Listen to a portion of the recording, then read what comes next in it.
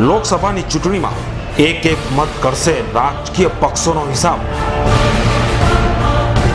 ત્યાં ફરી રાજનેતાના વાયદાનો જામશે તાઇફો. સમસ્યાઓથી ઘેરાયેલી પ્રજા લેશે નેતાઓની કામગીરીનો હિસાબ. આક્ષેપ પ્રતિ આક્ષેપોની રમતમાં કોણ પડશે ઉઘાડા અને કોણ મારશે મેદાન આ ચૂંટણી જંગમાં. લોકસભા ચૂંટણીની તમામ ખબરો માટે જોતા રહો S9 ન્યૂઝ. નમસ્કાર દર્શક મિત્રો, S9 ન્યૂઝના ચૂંટણી વિશેષ કાર્યક્રમમાં હું આપનું સ્વાગત કરું છું. દર્શક મિત્રો, વીતેલી વિધાનસભાની ચૂંટણીમાં નવી દિલ્હીમાં કોંગ્રેસ સરકારને પછાડી નવી સૂની અને પાપા પગલી કરતી રાજકારણમાં પ્રવેશેલી આમ આદમી પાર્ટીએ દિલ્હીની સત્તા હાંસલ કરી અને જે સાથે જ કોંગ્રેસ અને ભાજપના હાઈ વોલ્ટેજ ડ્રામાને બાજુએ મૂકી લોકો અને મીડિયા જગતનો વ્યૂ કેજરીવાલ અને તેની આમ આદમી પાર્ટીની કામગીરી તરફ વળ્યો. લોકોને સસ્તી વીજળીથી લઈ ભ્રષ્ટાચાર મુક્ત વ્યવસ્થા તંત્ર આપવાની વાત કરનાર કેજરીવાલ થોડા જ સમયમાં રાજનેતાઓમાં ચર્ચાનું કેન્દ્ર બની ગયા અને ત્યારબાદ લોકસભાની ચૂંટણી આવતા લોકપાલ મુદ્દે અચાનક દિલ્હીની ગાદી છોડી દીધી. જ્યાં હવે લોકસભાની ચૂંટણીમાં દિગ્ગજ રાજકીય પક્ષો કોંગ્રેસ અને ભાજપને આ પાર્ટી મોટો પડકાર આપવા તૈયાર થઈ રહી છે. પરંતુ છેલ્લા કેટલાક મુદ્દાઓને લઈને કેજરીવાલ અને આમ આદમી પાર્ટી સામે પણ સવાલો ઊભા થઈ રહ્યા છે. દિલ્હી સિવાય આમ પાર્ટી દેશના અન્ય રાજ્યોમાં પોતાનું અસ્તિત્વ બનાવી શકશે કે કેમ તેવા સવાલો આજે ઊભા થયા છે. ત્યારે સુરત સહિત દક્ષિણ ગુજરાતમાં આ પાર્ટીને મજબૂત કરવાની જવાબદારી સંભાળનાર વલ્લભભાઈ ડાભી સાથે અમારી ટીમે વિશેષ મુલાકાત કરી હતી, જેમાં ગુજરાતના વિકાસ બાબતે ખોટો પ્રચાર થઈ રહ્યો હોવાનું તેમણે જણાવ્યું હતું. જ્યારે લોકોમાં કેજરીવાલ સત્તા પર બેઠા બાદ સત્તા પરથી રાજીનામા આપવાની ઘટનાક્રમથી લોકોમાં અવિશ્વાસ પેદા થયો હોવાની વાતને તેમણે નકારી હતી. રાજીનામું આપવું એનો અર્થ એવો થાય છે કે અમે સત્તા માટે નથી આપ્યા. લોકો સત્તા છોડી નથી શકતા અને અમે સત્તા છોડી દીધી. અમે તો લોકોના કામ કરવા માટે આવ્યા છીએ, સત્તા ભોગવવા માટે નથી આપ્યા. અમે જે બિલ લાવવા માગીએ છીએ એ બિલ નહીં આવે તો કદાચ અમે કેન્દ્ર સરકારમાં પણ સરકાર બનાવ્યા પછી જો અમે બિલ નહીં લાવી શકીએ તો એ પદ પરથી પણ અમે રાજીનામું આપતા અમે અચકાશું નહીં, કારણ કે અમે જનતાનું કામ કરવાના છીએ. બિલકુલ વિશ્વાસ વધ્યો છે. વિશ્વાસ એનું કારણ છે કે જ્યારે રાજીનામું આપવામાં આવ્યું ત્યારે જનતાની વચ્ચે જેને વોલન્ટિયરે પૂછ્યું હતું કે આપણે રાજીનામું આપવું જોઈએ કે આપણે સત્તા પર બેસી રહેવું જોઈએ, જ્યારે જેને આપણે મતદારોએ મત આપ્યા એ લોકોએ આપણને એવું કીધું કે ના, આપણે આપણા કાયદાઓ ન બનાવી શકીએ અથવા તો આપણે પ્રજાનું કલ્યાણ ન કરી શકીએ તો આપણે સત્તા પર બેસી રહેવાનું કોઈ કામ નથી. અને આપણે જનતાને પૂછીને જ રાજીનામું આપ્યું છે. એટલે જનતાનો વિશ્વાસ જવાનો કોઈ સવાલ જ નથી. જનતાનો વિશ્વાસ આપણી સાથે હરમેશ રહેશે. સુરત સહિત દક્ષિણ ગુજરાતમાં ભાજપ કોંગ્રેસની સામે આપની લહેર જોઈએ તેવી જોવા મળી નથી, જે બાબતે વલ્લભભાઈએ પ્રચાર કામગીરી અંગે જાણકારી આપી હતી અને સાથે લોકોમાં આ પાર્ટી માટે ભરપૂર પ્રતિસાદ મળી રહ્યો હોવાનું તેમણે જણાવ્યું હતું. દક્ષિણ ગુજરાતમાં અમારી ખૂબ સારી તૈયારી છે. એક ગામડા સુધી અમારો સંદેશો પહોંચી ગયો છે. હું ગ્રામીણ સંગઠનનું જ કામ હમણાં કરી રહ્યો છું 15-20 દિવસથી. અંડરકરન્ટ એટલો બધો છે કે જ્યાં જઈએ ત્યાં લોકો પ્રેમથી આપણે જઈને વાત કરીએ છીએ તો લોકોને ખબર છે કેજરીવાલ કોણ છે, ઝાડુ કોણ છે, અને કેજરીવાલનો જે કામ કરવાની પદ્ધતિ છે એ બિલકુલ પારદર્શક છે, સત્યના માર્ગે છે.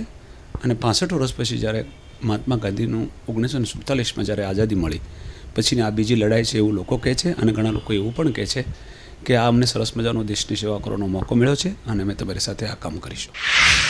ભાજપ દ્વારા તમામ ઉમેદવારોની જાહેરાત કરી દેવામાં આવી છે, ત્યારે હજુ પણ આ પાર્ટી દ્વારા તેઓના ઉમેદવાર નક્કી કરવામાં આવ્યા નથી, જે બાબતે ઉમેદવારોની પસંદગીની કામગીરી ચાલી રહી હોવાનું તેમણે જણાવ્યું હતું.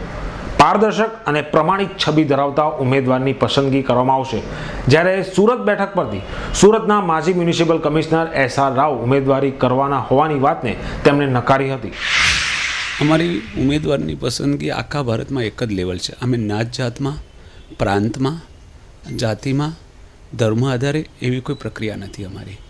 અમે ફક્ત માનવતાના ધોરણે અને બિલકુલ પારદર્શક સત્યના માર્ગે અમારી પ્રક્રિયા ચાલુ છે. અમારી ફિલ્ટરેશન પ્રક્રિયા એટલી બધી જલદ છે કે કોઈ પણ ઉમેદવાર એની જિંદગીમાં કોઈ ગફલા કરેલા હોય, ખોટા કામ કરેલા હોય, એમના પર FRI ફાટી હોય કે એમણે કોઈ સાથે ધોખાબાજી કરી હોય, કોઈની સાથે ચીટિંગ કર્યું હોય, એવા વ્યક્તિને હરગીજ અમે ટિકિટ નથી આપતા. બીજું કે જે ટિકિટ અમારી જેને આપવામાં આવે છે એ સમાજ સાથે બહુ એનો જૂનો નાતો હોય છે. પહેલી તો એ મારી પ્રક્રિયા છે કે સમાજ સાથે ખૂબ ગાઢ સંબંધો હોય, સમાજનું બહુ વિશાળ કામ કરેલું હોય, ભણેલા હોય અને એ ભવિષ્યમાં પણ દેશનું સારું કામ કરી શકે. એવો અમે ઉમેદવાર પસંદ કરી રહ્યા છીએ. દક્ષિણ ગુજરાતમાં એ સંપૂર્ણ પ્રોસેસમાં છે. આવતા 2-4 દિવસમાં જ અમે એની ડિક્લેર કરી દેવાના છીએ. SR રાવનું નામ અમારા લિસ્ટમાં આવ્યું નથી. જો SR રાવ સાહેબ જો તૈયાર થયા હોય તો અમે SR રાવને જ પ્રમોટ કરીએ, અને અમે તો બિલકુલ વંદન કરીને એમને એવું કહીએ કે તમે અમારા નેતા બનો, અમારા સેવક બનો. નેતા તો અમારો શબ્દ આવતો જ નથી, અને આ દેશને તમારી પ્રમાણિકતાની સેવા આપો. પણ SR રાવનું નામ મીડિયામાં ક્યાંથી એવું એ બહુ ખબર નથી, પણ અમારા સંપર્કમાં નથી. જે રીતે અન્ય રાજકીય પક્ષો પ્રચાર કાર્યક્રમ હાથ ધરે છે તે પ્રમાણે આમ આદમી પાર્ટી પ્રચાર કરતી નથી. જેના સવાલમાં વલ્લભભાઈ ચૂંટણી પ્રચારમાં રેલી કે સભામાં પક્ષ માનતો ન હોવાનું જણાવ્યું હતું. ડોર ટુ ડોર પ્રચાર કરી લોકોને જાગૃત કરવાનું કામ હાલ પક્ષના કાર્યકરો કરી રહ્યા હોવાનું તેમણે ઉમેર્યું હતું. જ્યારે આગામી લોકસભાની ચૂંટણી માટે સુરત સહિત સમગ્ર દક્ષિણ ગુજરાતમાં પ્રચાર કરવા માટે કેજરીવાલ સહિત અગ્રણી નેતાઓની ટીમ આવનારી હોવાનું તેમણે જણાવ્યું હતું.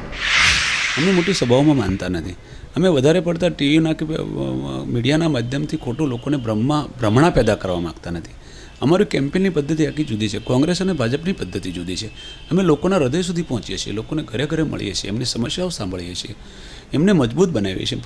પોતાને થતા અન્યાય, પોતાના હક્કો જે લૂંટાઈ જાય છે, કુદરતી સંસાધનો લૂંટાઈ જાય છે, અને એ બાબત એમને જાગૃત કરીએ છીએ, અને લોકો અમારી સાથે બિલકુલ સંગઠનમાં જોડાઈ રહ્યા છે.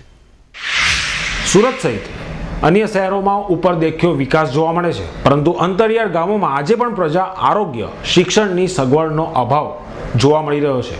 સરકારના ચોપડે ખર્ચો કરવામાં આવે છે, પરંતુ વાસ્તવમાં આદિવાસી જનતા આજે પણ વિકાસનો સ્વાદ ચાખી શકી નથી તેવું વલ્લભભાઈએ જણાવીને સરકાર પર આક્ષેપ કર્યા હતા. હું તમને એક દાખલો આપું કે ડાંગ બિલકુલ આખા ભારતની અંદર સૌથી વધારે શિડ્યુલ ટ્રાઇબલનો જિલ્લો છે. ત્યાં 98% લોકો આદિવાસીની વસ્તી છે, અને સૌથી ગરીબ આપણે દક્ષિણ ગુજરાત થોડું સારું, લોકો સમૃદ્ધ છે, એમાં ડાંગ બિલકુલ ગરીબ છે. ત્યાં હું પરમ દિવસે જ હતો, તો ત્યાંના આરોગ્ય કેન્દ્રો, હું એક આરોગ્ય કેન્દ્રની મુલાકાત લેવા ગયો, એ 6 મહિનાથી બંધ છે. એવા ઘણા બધા આરોગ્ય કેન્દ્ર છે કે ડાંગની અંદર જેટલા આરોગ્ય કેન્દ્ર છે એમાં 70% આરોગ્ય કેન્દ્ર બંધ છે. ત્યાં ડૉક્ટરો નથી, ત્યાં નર્સ નથી, ત્યાં દવા નથી. બિલ્ડિંગો મારા તમારા પૈસા બનાવ્યા છે, જનતાના પૈસા પાણીની રીતે વાપર્યા છે, પણ કાંઈ સેવા મળતી નથી.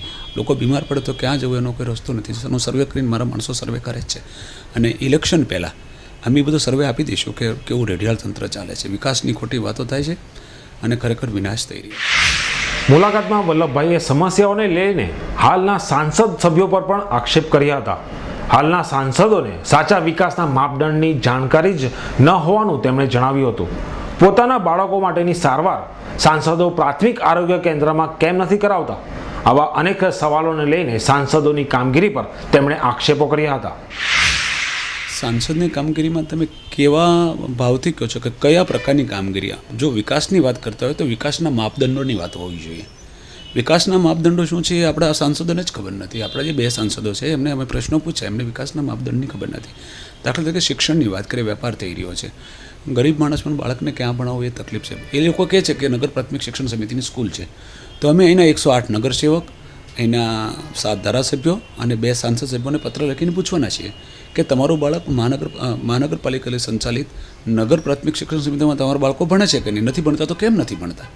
અચ્છા, તમે લોકો આરોગ્યની સેવાઓ નગરપાલિકાના જે આરોગ્ય કેન્દ્રો છે ત્યાં લો છો?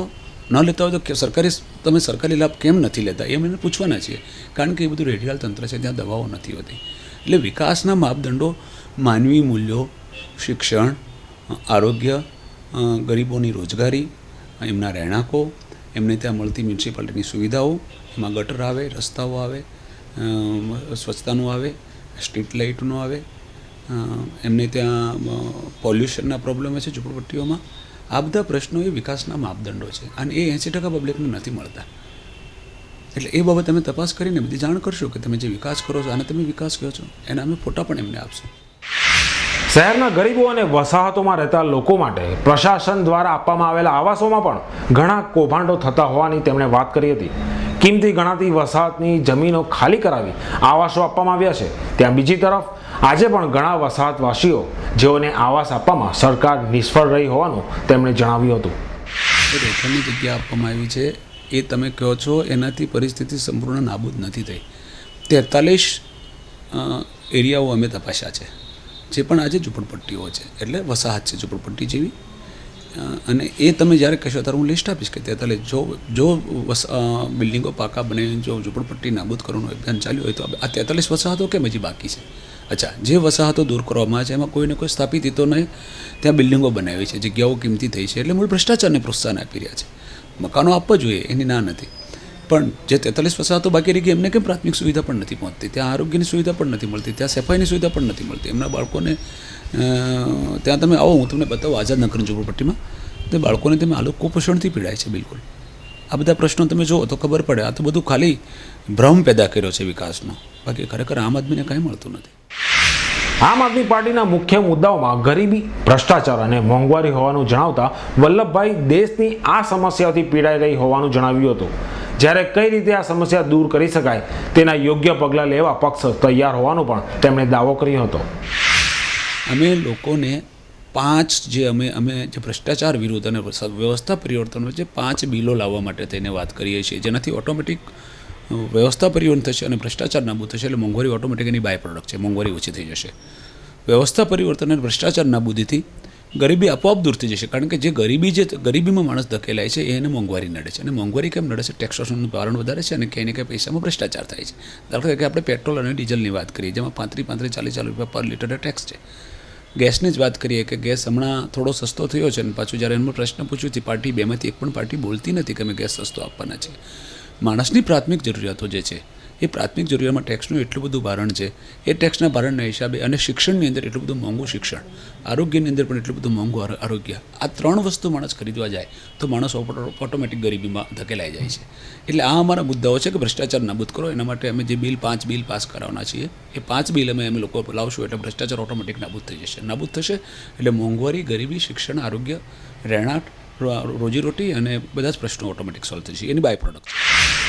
ગુજરાતમાં શાસકો પ્રજાની સમસ્યાઓ સાંભળવાના બદલે પોતાનું જ ગાણું ગાવામાં રસ દાખવી રહ્યા છે. કેજરીવાલ સહિતની ટીમ જ્યારે ગુજરાતમાં આવી હતી ત્યારે ગુજરાતનું વાસ્તવિક ચિત્ર લોકો સમક્ષ આપ પાર્ટીએ મૂક્યું હોવાનું વલ્લભભાઈએ જણાવ્યું હતું.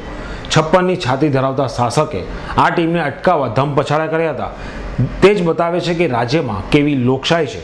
આવા વેધક સવાલો સાથે વલ્લભભાઈએ મોદી સરકાર પર પણ આક્ષેપો કર્યા હતા. એટલે માણસો ભેગા થાય તો સંગઠન મજબૂત થયું ગણાય. એ અમારા કામની પદ્ધતિ જ નથી. હું તમને એક દાખલો આપું. રોહિણીમાં આપણા મુખ્યમંત્રીશ્રીની 2 લાખ માણસોની સભા થઈ હતી. એ જ જગ્યાએ 1 મહિના પછી નરેન્દ્રભાઈની જ્યાં સભા થઈ હતી એ જ જગ્યાએ 1 મહિના પછી અરવિંદ કેજરીવાલની એક જનસભા થઈ હતી. એમાં 4000 માણસો હતા, પહેલાંમાં 2 લાખ માણસો હતા. તો એ સીટ આપણે જીત્યા છે. 4000 માણસો જ્યાં જનસભા ભેગા થઈ હતી એ સીટ આપણે જ્યાં 2 લાખ માણસો ભેગા થયા. એટલે આપણે સંગઠનમાં તમને એવું દેખાતું હોય કે રેલીઓ યોજાય એમાં લાખો માણસો ભેગા થાય અને તો ચૂંટણીમાં અમારું સંગઠન બન્યું છે, એવું બિલકુલ નથી. અમારું સંગઠન ઘરે ઘરે પહોંચી ગયું છે, ઘરે ઘરે અમારા વોલેન્ટિયરો ફરે છે અને એ અમારું સંગઠન મજબૂત જ છે. એક તો અરવિંદ કેજરીવાલ ખુદ આવી ગયા અને 6 નેતાઓ પણ આવી ગયા. એ 6 નેતાઓની જે વિઝિટ હતી એ આપે ચાલુ મહિનામાં જે આખા ભારતની અંદર, આખા ગુજરાતની અંદર અમારી ટીમ ઘૂમી વળી.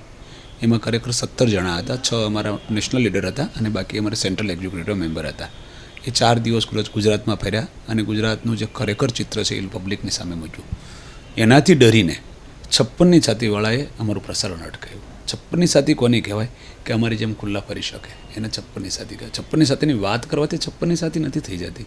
તમે ડરના માહોલમાં રહ્યો, તમે કોઈ મીડિયાવાળાને જવાબ ના આપો, તમે કોઈ નાગરિકને જવાબ ન આપો, કોઈ નાગરિકની NGO કે સામાન્ય સંગઠનને તમે જવાબ ન આપો, તમે તમારા ચૂંટાયેલા પ્રતિનિધિને જવાબ ન આપો, અને છેલ્લો તો તમને જેને મત આપ્યો છે, જે પ્રજાએ તમને મત આપ્યો છે, જે જનતાએ તમને મત આપ્યો છે, એને પણ તમે જવાબ ન આપો, તો આ તો કઈ લોકશાહી? એટલે એ તો બિલકુલ લોકશાહી છે જ નહીં. અમે લોકશાહી ફરી વખત પ્રસ્થાપન કરવા માટે અમારા રાષ્ટ્રીય નેતાઓ 17 આવ્યા હતા અને ભવિષ્યમાં જરૂર પડશે તો અમારા 50 રાષ્ટ્રીય નેતાઓ અમે ઉતાર. અન્ના હજારેના અનશન આંદોલનમાં જોડાઈ લોક સમર્થન મેળવનાર અરવિંદ કેજરીવાલને નવા રાજકીય પક્ષની સ્થાપના કરી અને જે બાદ લોકોએ દિલ્હીની ગાદી પર તેમને બેસાડવાનો જનાદેશ પણ આપ્યો અને જે સાથે ભાજપ કોંગ્રેસના આગેવાનોને વિચારતા કરી મૂક્યા હતા. પરંતુ તે પછીના ઘટનાક્રમમાં અરવિંદ કેજરીવાલની ટીમ અને તેઓની નીતિ પર પણ લોકો આજે પ્રશ્ન ઉઠાવી રહ્યા છે. લોકસભાની ચૂંટણીમાં ઉતાવળે ઝંપલાવી પ્રજાને વિમાસણમાં મૂકી હોવાનો મત પણ લોકો આજે વ્યક્ત કરી રહ્યા છે. પરંતુ જોવાનું એ છે કે સુરત સહિત દક્ષિણ ગુજરાતમાં આમ આદમી પાર્ટી લોકોના મન પર ભાજપના કેસરિયાના બદલે પક્ષના ઝાડુનો જાદુ ચલાવી શકે છે કે કેમ? જો કે દિલ્હીથી જેઓનો જન્મ થયો છે તેવી આમ આદમી પાર્ટી માટે હાલ તો દિલ્હી દૂર છે તેવું કહેવું પણ અતિશક્તિભર્યું લાગે છે.